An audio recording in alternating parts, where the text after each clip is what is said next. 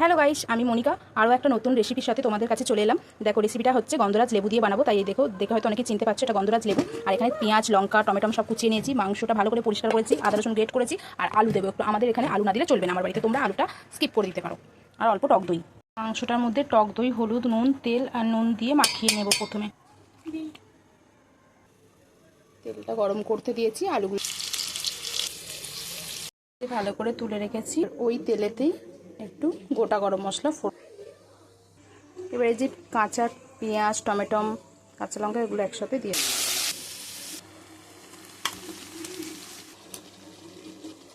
কষিয়ে নেওয়ার পরে আমি চিকেনটা দিয়ে দেবো। চিকেন থেকে যে জলটা ছাড়বে তারই মধ্যে আলুটা দিয়ে আরও কিছুক্ষণ কষিয়ে নিয়ে পরিমাণ মতো একটু জল দেবো। দিয়ে মাখা মাখা হয়ে এলে নুন ঝালটা তোমরা তোমাদের মতো দেখে নিও। দিয়ে আমি লেবুটাকে ভালো করে 4-5টা গ্রেট করে দিলেই রেডি হয়ে যাবে গন্ধরাজ চিকেন।